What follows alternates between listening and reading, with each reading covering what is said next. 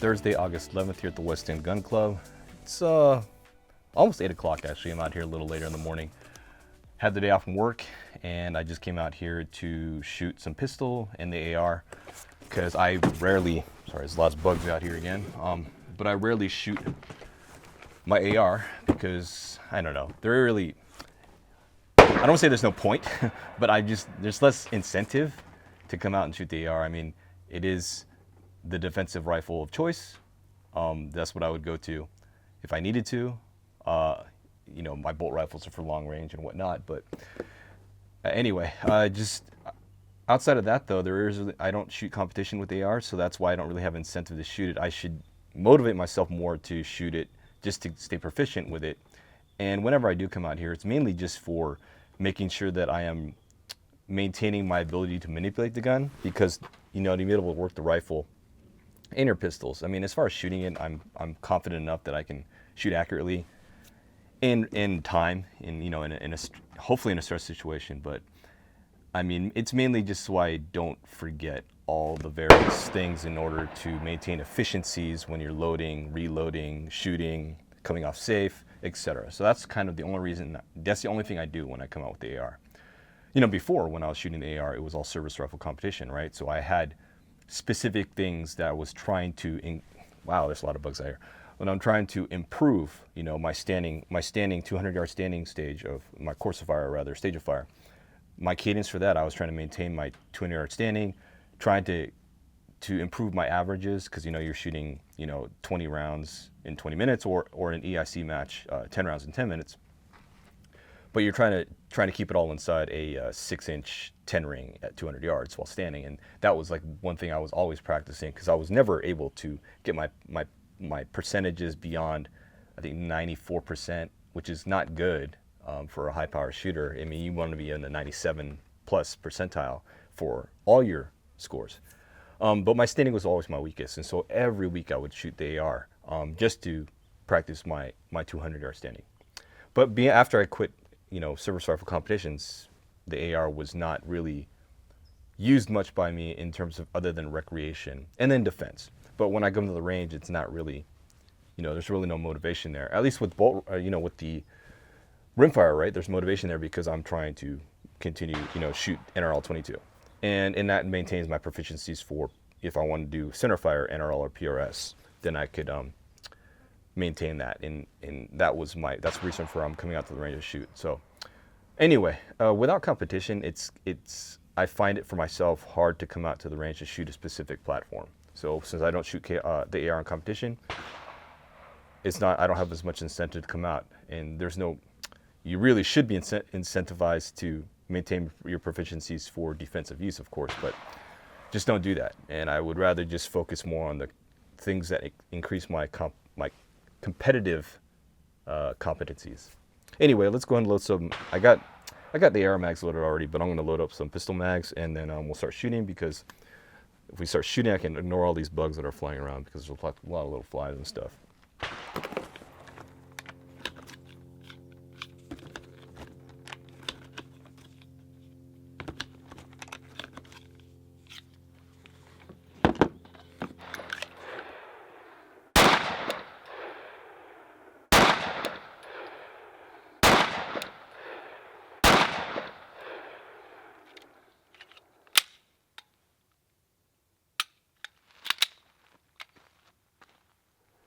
The reason why I was shooting past the lab radar this morning is because I am chronographing the load I have. It's 4.5 grains of tight group with a 115 grain berry.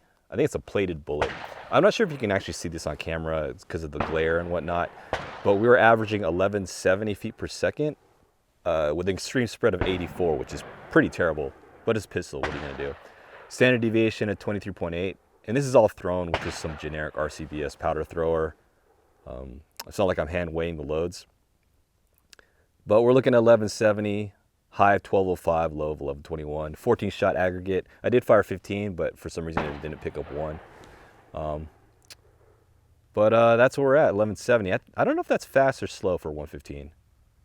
I have some 115 Winchester factories, so I'll just shoot those to see how those compare out of my Glock 19. So this is the Glock 19 that these velocities are coming out of.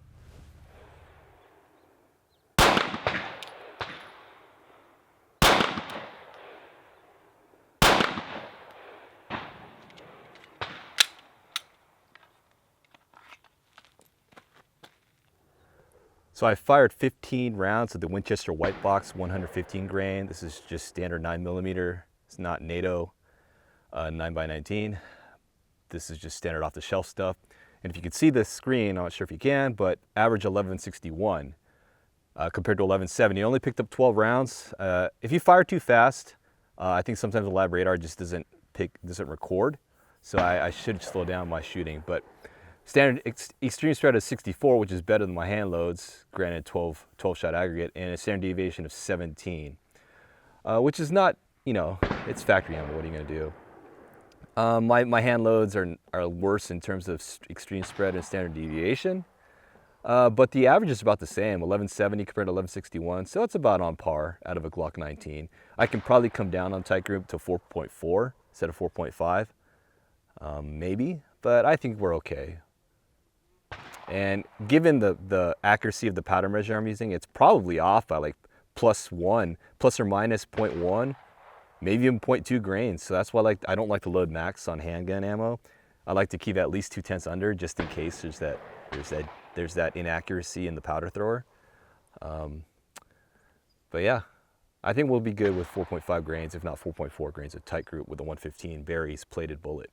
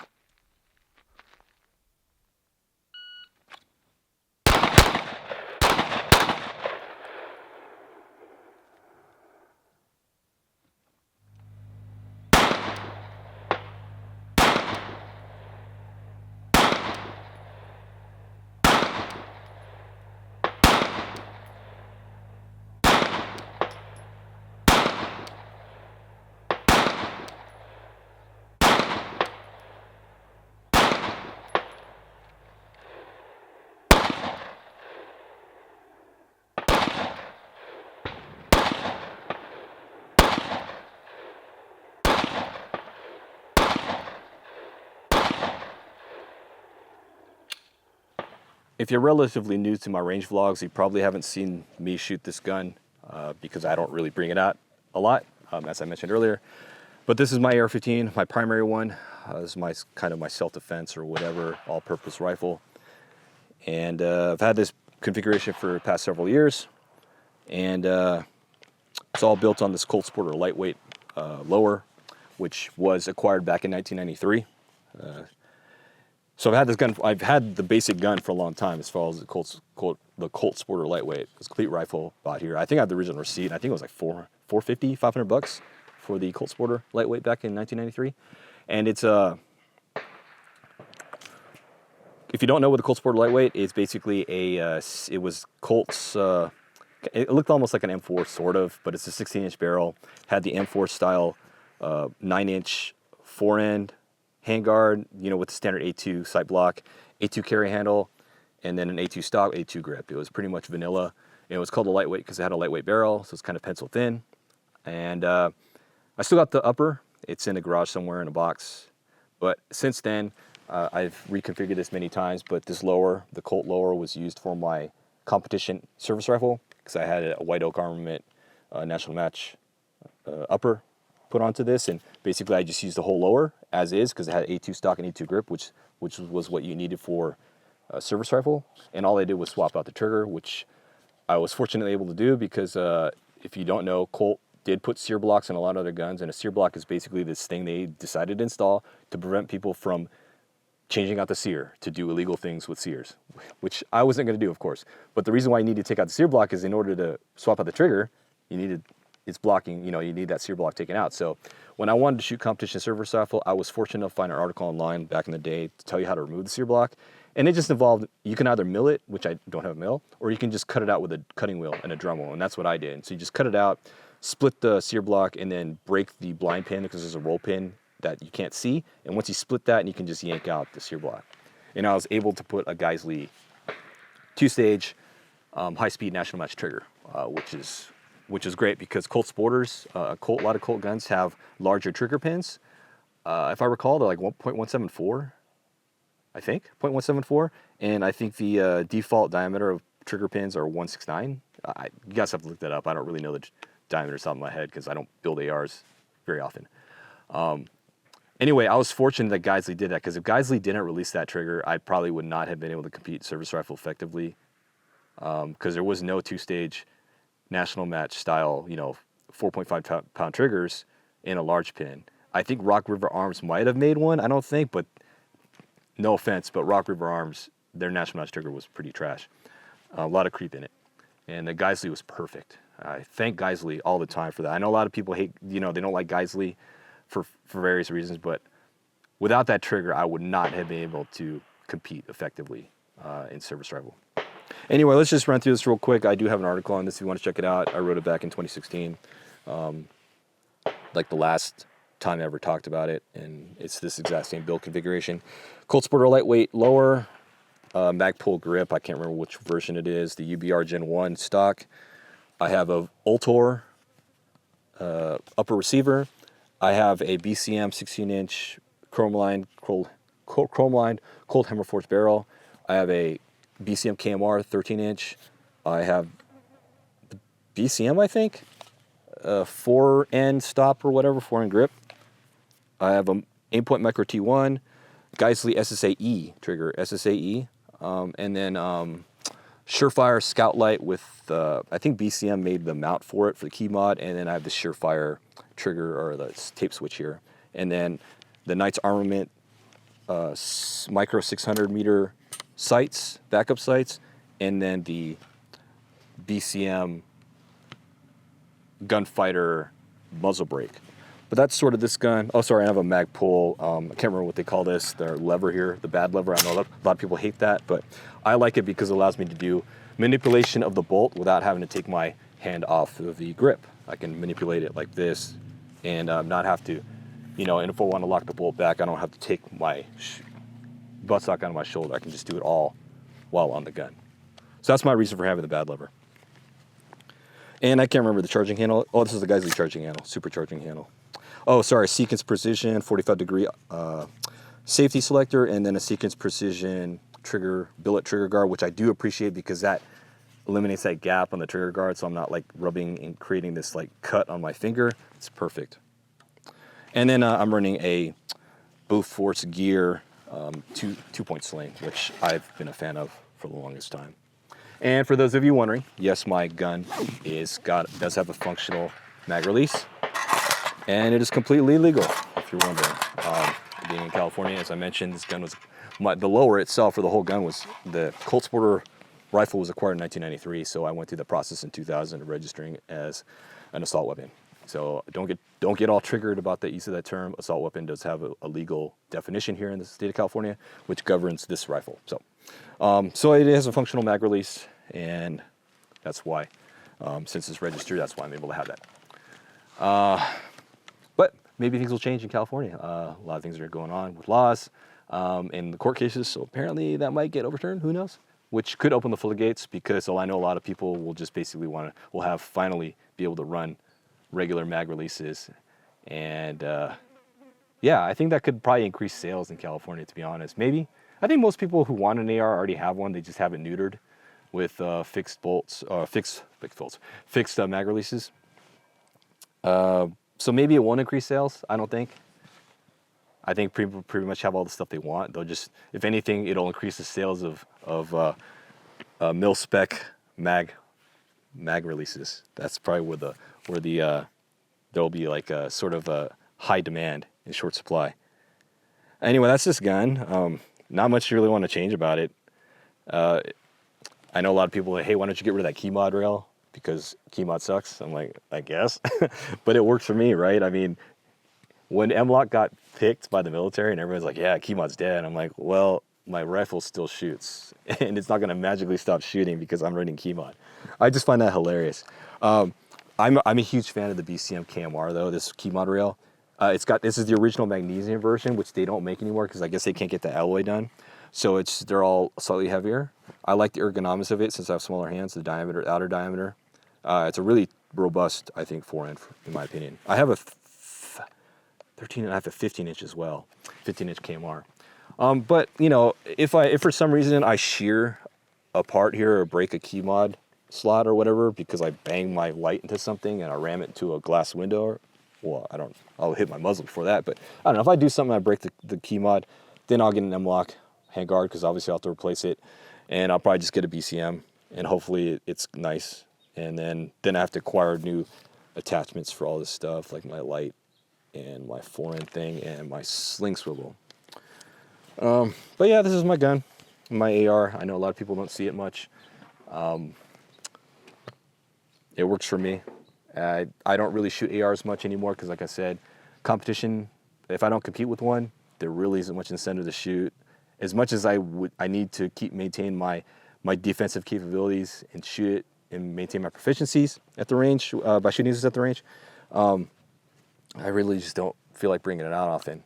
And so, yeah, it gets neglected, I guess.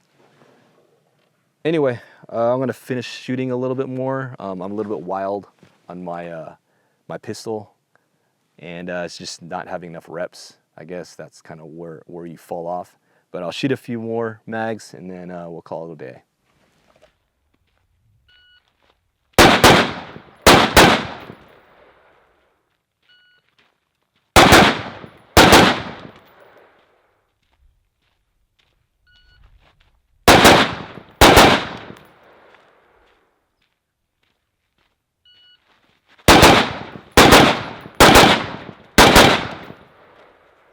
I'm done with the range session this morning, and it was a pretty uneventful range vlog. I mean, all I was shooting was my Glocks and my AR just get some rounds in. So, I mean, I wasn't really doing anything new, so it's not exciting other than chronographing the Handloads. But in the future, if I ever come out just to shoot pistol and AR, I probably won't range vlog it because there really isn't much to talk about, right? I mean, unless there's new gear, you know, there's not really much to say. You're just gonna watch me shoot, which isn't all that exciting, right? If you want to see people shoot, you should just come out and shoot. Just go to the range. But I let you know. I mean, the range vlogs are more for me to kind of push myself to kind of document what I'm doing, so I'm not just out here just shooting for no reason.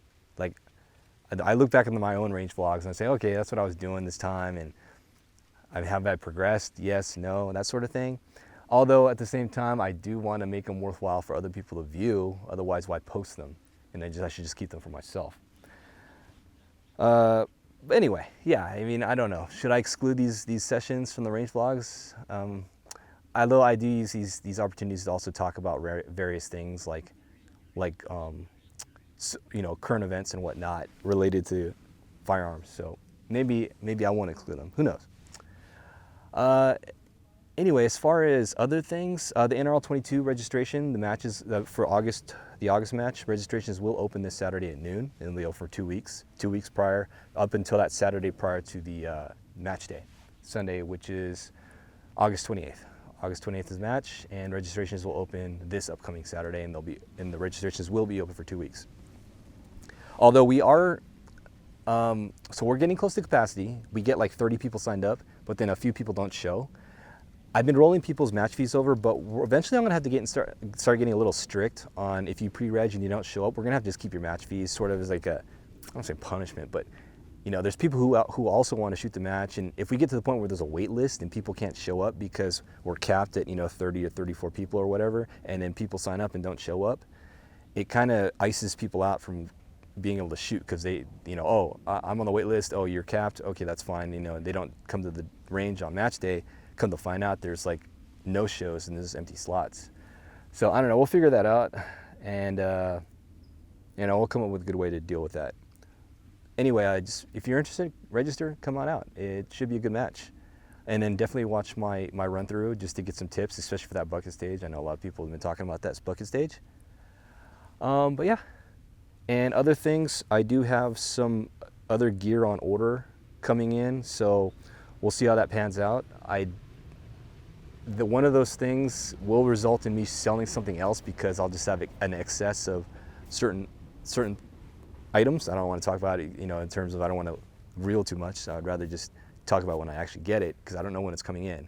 Although I do have also an action that's coming in, so I'm building a new centerfire rifle, I plan to, but that action's got a 15-month back order. Although I did find that action in stock somewhere else, but 98% of what I ordered.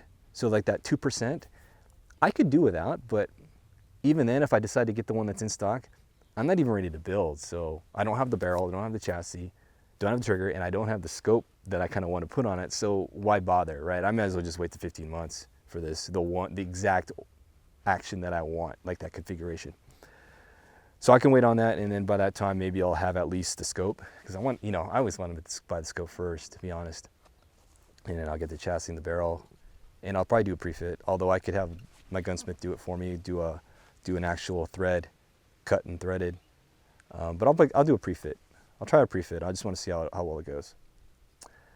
Anyway, yeah, that's pretty much it. So definitely, again, NRL22 match. If you're interested, come on out, August 28th. Registration is open this upcoming Saturday. That's it for today, August 11th, here at the West End Gun Club. Thanks for watching. I'll see you in the next vlog.